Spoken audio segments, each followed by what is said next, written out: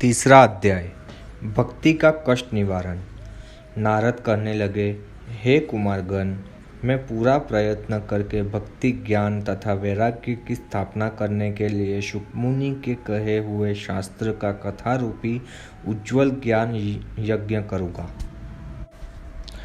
अब आप हमें यह बताइए कि यह ज्ञान यज्ञ कहाँ किया जाए, जिससे आप वेद पारगामी महर्षि मुझे शुक शास्त्र की महिमा सुना सकें। श्रीमद् भागवत की कथा कितने दिनों में सुननी चाहिए और इसके सुनने का विधि विधान क्या है, यह सब आप कृपा करके मुझे बतला दीजिए।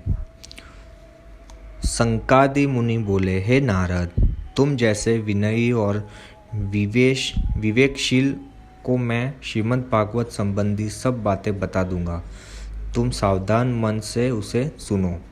गंगा द्वार हरिद्वार के पास एक आनंद तट है। वहाँ बहुत से ऋषि देवता तथा सिद्ध निवास करते हैं। वहाँ विविध प्रकार के वृक्ष और लताओं के झुरमुट बन गए हैं और नवीन तथा मुलायम बालू बिखरी पड़ी रहती है। वह प्रदेश बड़ा रमणीक और एकांत है। वहाँ पास ही खिले हुए स्वर्ण कमल की सुगंध छाई रहती है। उस स्थान के आसपास रहने वाले जीवों के हृदय में वैर भाव नहीं रहता। तुम प्रेम से उसी जगह अपना ज्ञान यज्ञ करो। वही अपूर्व रसपूर्ण श्रीमद् भागवत की कथा हो।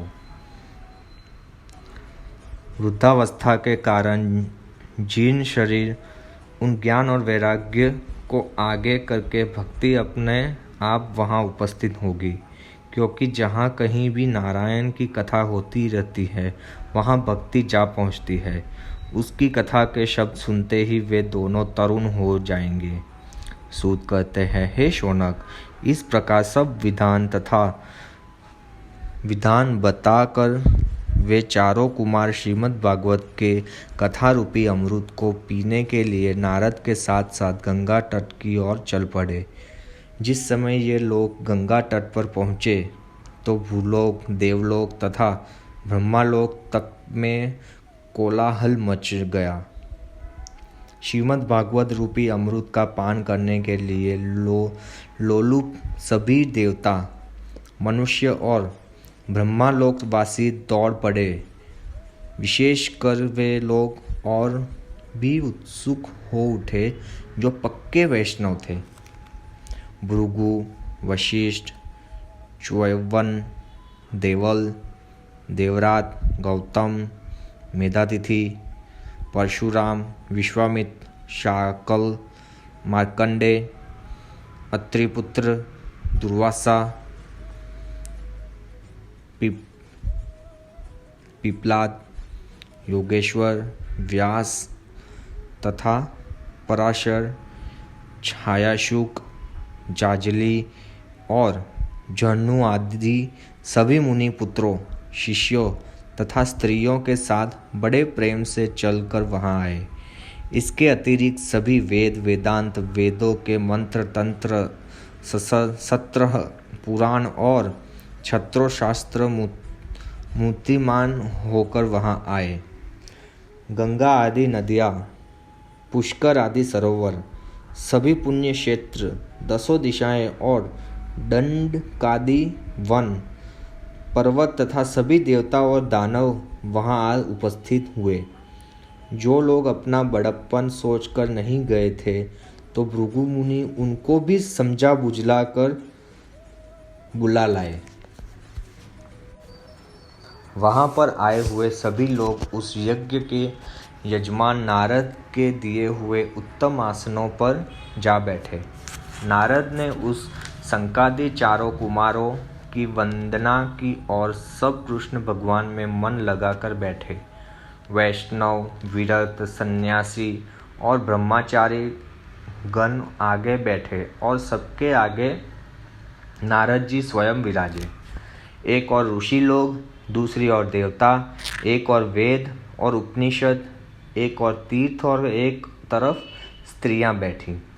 चारों ओर से जय शब्द, नमः शब्द और शंख शब्द का घंघोर घोष उच्चरित होने लगा और गुलाब, धान का लावा तथा फूल बरसाए जाने लगे। कितने ही बड़े बड़े देवता विमान पर चढ़कर आकाश से कुल्प वृक्ष के फूलों की वर्षा करने लगे। सूत कहते हैं, हे शौनक, इस तरह जब सब लोग सावधान हो गए तब संकादि कुमारों ने नारद को स्पष्ट रूप से श्रीमद् भागवत का महात्म्य सुनाना प्रारंभ किया। कुमार बोले, हे नारद, अब मैं तुम्हें श्रीमद् भागवत नामक शुक शास्त्र की महिमा सुनाऊंगा, जिसके सुनते ही मुक्ति हथेली में आ उपस्थित हो जाती है। इसीलिए मैं कहता हूँ कि इस कथा को सदा सुनना और सुनाना चाहिए। इसके सुनने मात्र से भगवान हृदय में आ विराजते हैं। इस श्रीमद् भागवत में कुल 18,000 श्लोक और 12 स्कंद हैं। इसमें राजा परीक्षित और शुकमुनि का संवाद है। तुम इस भागवत को सुनो। मनुष्य अज्ञानवश तब तक इस संसार चक्र में चक्कर काटता रहता है जब तक श्रीमद् भागवत नहीं सुनता। भ्रम में डालने वाले बहुत से शास्त्रों और पुराणों के सुनने से क्या लाभ? मुक्ति दान करने की सामर्थ्य रखने के कारण अकेला श्रीमद् भागवत शास्त्र ही सर्वोपरि होकर गरज रहा है। जिस घर में नित्य श्रीमद् भागवत की कथा होती है वह घर तीर्थ के समान होता है, और जो उस घर में रहते हैं उनके पाप नष्ट हो जाते हैं। हजारों अश्वमेघ और सैकड़ों वाजपेयी यह श्रीमद् भागवत की 16वीं कला को भी प्राप्त नहीं कर सकते। हे तपस्वियों, तभी तक मनुष्य के शरीर में पाप निवास करते हैं जब तक वह श्रीमद् भागवत की कथा नहीं सुनता। गंगा, गया, काशी, पुष्कर तथा प्रयाग यात्रा का पुण्य भी श्रीमद् भागवत श्रवण के पुण्य की बराबरी नहीं कर सकता। इसलिए यदि आप लोगों में उत्तम गति प्राप्त करना चाहते हो तो श्रीमद् भागवत का आधा या चौथाई श्लोक ही अपने मुख से पढ़ा करें। यह भागवत वेद का आदि, वेद की माता, पुरुषोत्तक, ऋण, ऋग, यजु और सामवेद तथा ओम नमो भगवते वासुदेवाय नमः महामंत्र है। यही द्वादशात्मा सूर्य, प्रयाग, संवत्सरात्मक काल, ब्राह्मण, अग्निहोत्र, कामधेनु और द्वादशी तिथि है। यही तुलसी, वसंत ऋतु और पुरुषोत्तम मास है। तत्वज्ञानी विद्वान इनमें और श्रीमद् भागवत में कोई अंतर नहीं समझते। जो मनुष्य सदैव अर्थ के साथ श्रीमद् भागवत को बाँचता है तो उसके करोड़ों जन्म के पाप नष्ट हो जाते हैं। इसमें कुछ भी संशय नहीं है। जो प्राणी नित्य इसके आधे या चौथाई श्लोक को भी पढ़ता है तो उसे राजसूय और अश्वमेघ यज्ञ का फल मिलता है। नित्य भागवत की कथा कहना, भगवान का स्मरण और तुलसी की आराधना तथा गौ की सेवा करना, इन सब का पुण्य समान है। अंत समय तक जो मनुष्य श्रीमद् भागवत की कथा सुनता रहता है तो उसे स्वयं नारायण बड़े प्रेम से वैकुंठ धाम प्रदान करते हैं। जो मनुष्य स्वर्ण के सिंहासन पर श्रीमद् भागवत की पुस्तक रखकर किसी वैष्णव भक्त को दान देता है वह प्राणी साक्षात कृष्ण भगवान की योग मुक्ति प्राप्त करता है। जिस मूर्ख ने जीवन में एक बार भी प्रेम पूर्वक श्रीमद् भागवत रूपी अमृत नहीं पिया है तो मानो उसने चांडाल और गधे के समान अपना जीवन व्यर्थ गवा दिया और वह अपनी माता को कष्ट देने के लिए ही संसार में उत्पन्न हुआ।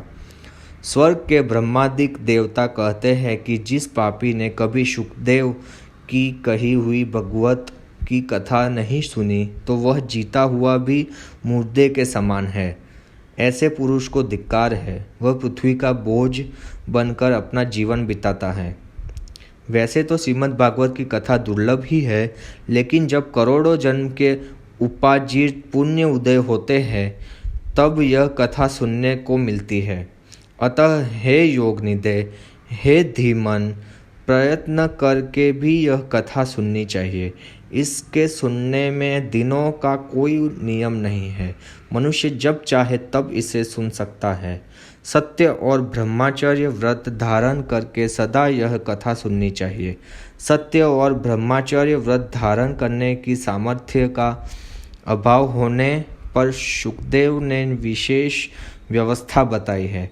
केवल 7 दिन के लिए मन के संबंधों को जितना ही इसके सभी नियमों का पालन करना तथा दीक्षा ग्रहण करना संभव है, इसी से सप्ताह श्रवण की विधि कही गई है।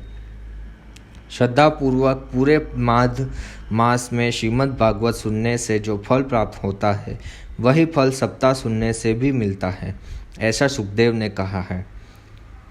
चंचल मन को जितना असंभव समझकर और प्राणियों के विविध प्रकार के रोगों से प्रभावित होने के कारण नित्य आयु में कम होती रहने से एवं कलयुग के अनेक दोषों को देखकर ही सप्ताह सुनने को कहा गया है। जो फल तपस्या, योग तथा समाधि से भी प्राप्त नहीं हो सकता, वह सप्ताह सुनने से अनायास प्राप्त हो जाता है। सप्ताह यज्ञ से प्रबल बनकर सिंह के समान उत्तम है, सप्ताह व्रत से उत्तम है और सप्ताह सभी तीर्थों से उत्तम रहता है। सप्ताह योग से उत्तम है, यह ज्ञान तथा ध्यान से भी उत्तम है। अरे कहाँ तक कहें, संसार के सभी सुकर्मों से श्रेष्ठ बनकर सप्ताह उत्तम रहता है। इतनी कथा सुनकर शौनक ने सूत से कहा, हे महाप्रज्ञ, आपने यह अद्भुत कथा सुनाई। यह सप्ताह क्या ज्ञान, ध्यान आदि धर्मों को ठुकराकर सर्वोपरि बना बैठा है? तब तो सब कल्याणों का भंडार और योगियों का भी पथ प्रदर्शक यह भागवत पुराण आप हमें अवश्य सुनाइए। सूत कहने लगे, हे शौनक, जब कृष्ण भगवान इस पृथ्वी को त्याग कर अपने साकेत लोक को जाने लगे, तब एकादश स्कंध में कहे हुए ज्ञान को सुनकर उद्धव ने श्री कृष्ण से कहा, हे गोविंद, तुम तो आज भक्तों का काम पूरा करके अपने लोक को जा रहे हो, किंतु मेरे मन में एक बड़ी चिंता समाई हुई है। वह संशय यह है कि अब कलयुग आने वाला है, जिसमें दुष्टों की वृद्धि होगी। उनके संग से सब सज्जन लोग दुष्ट हो जाएंगे। तब असह्य भार से दबकर यह गोरूपा पृथ्वी किसकी शरण में जाएगी? हे कमल लोचन, आपके सिवा इसकी रक्षा करने वाला और कोई भी तो नहीं। अतः सज्जनों पर दया करके आप मत जाइए। हे भक्तवत्सल, आप ज्ञानमय और निराकार होते हुए भी साकार होकर आए हैं। आपके वियोग रूपी दुख को सहन करते हुए आपके भक्त भला संसार में कैसे रहेंगे? वे बेचारे आपके सगुण स्वरूप को त्याग कर निगुण स्वरूप आराधना करने में कष्ट का अनुभव करेंगे। इस बात पर भी आप विचार करें। उद्धव की यह बात सुनकर प्रभास क्षेत्र में बैठे हुए भगवान सोचने लगे कि अपने भक्तों की सहायता के लिए मैं क्या करूं। ऐसा सोचकर उन्होंने अपना समस्त तेज श्रीमद् भागवत में स्थापित कर दिया और अदृश्य रूप से श्रीमद् भागवत रूपी महासमुद्र में प्रविष्ट हो गए। इसलिए भागवत को साक्षात भगवान की प्रत्यक्ष वर्तमान वाडमयी मूर्ति माना गया है। इसकी सेवा, इसका श्रवण और इसका दर्शन सभी पापों को नष्ट कर देता है। यही कारण है कि कलयुग में योग, यज्ञ आदि अन्य साधनों को अलग करके सप्ताह श्रवण को ही प्रधानता दी गई है और इस युग में यही सर्वश्रेष्ठ धर्म माना गया है। दुख, दुर्भाग्य आदि पापों को धोने और काम तथा क्रोध को जीतने के लिए कलयुग में यही धर्म कहा गया है। भगवान की वैष्णवी माया को तो देवता लोग भी नहीं त्याग कर सकते, तब संसार के मूर्ख जन भला किस तरह उससे छुटकारा पा सकते हैं। यही सब सोचकर सप्ताह श्रवण का विधान बनाया गया है। सूत बोले, इस तरह ऋषियों की उस बड़ी सभा में जब सुखदेव के कहे हुए सप्ताह श्रवण रूपी धर्म का प्रतिपादन किया गया तो उस समय एक आश्चर्यजनक घटना घटी। उसे तुम ध्यान देकर सुनो।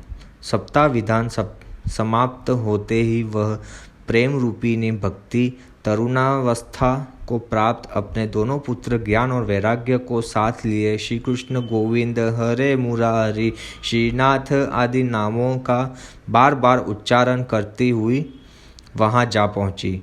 सुंदर वेश धारण किए और भागवत के अर्थों की भूषण स्वरूपा भक्ति को वहां के सभी सदस्यों ने एक साथ देखा।